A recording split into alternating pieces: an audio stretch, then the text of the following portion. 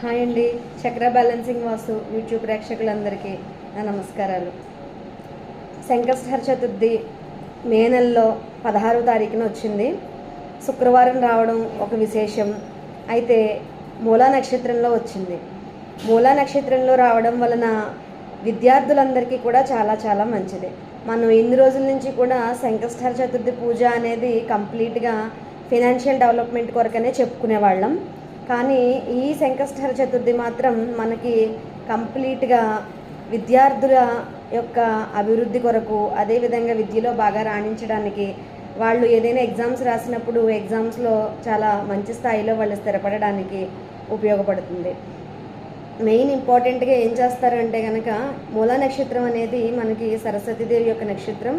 ఈ నక్షత్రానికి అధిపతి కేతువు.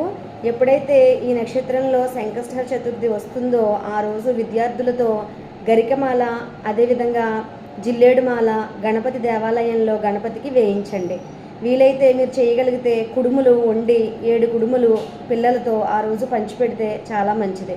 కుదరని పక్షంలో లడ్డూలు, అంటే మనకి గోధుమ పిండితో తయారు చేసిన లడ్డూలు కానీ, లేదా శనగపిండితో తయారు చేసినటువంటి తొక్కుడు లడ్డూలు లాంటివి కానీ మీరు పిల్లలతో కనుక గణపతికి నివేదన చేయించి ఆ తర్వాత ఎవరైనా విద్యార్థులకి కనుక పంచిపెట్టినట్లయితే కనుక వారికి బుద్ధిబలం పెరుగుతుంది, విద్యాబలం పెరుగుతుంది. చిన్నపిల్లల నుండి పెద్దవారి వరకు కూడా విద్యార్థులు ప్రతి ఒక్కరూ కూడా బాగా చదివి మంచి మార్కులు సంపాదించాలి అంటే పెన్స్ కానీ బుక్స్ కానీ గణపతి దేవాలయంలో పూజ చేయించి వాటిని చక్కగా గణపతి దేవాలయంలోనే పిల్లలతో పంచిపెట్టేలాగా ప్రయత్నం చేయండి. ఈ విధంగా చేయడం వల్ల చాలా అద్భుతమైనటువంటి రెమెడీస్ ఇవి చేయడం వల్ల చాలా అద్భుతమైనటువంటి ఫలితాలను మీ పిల్లలు ఆ రోజు నుంచి కూడా పొందుతారు. జ్ఞాపక శక్తి కూడా బాగా పెరుగుతుంది.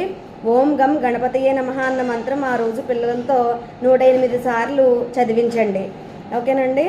థ్యాంక్ యూ అండి.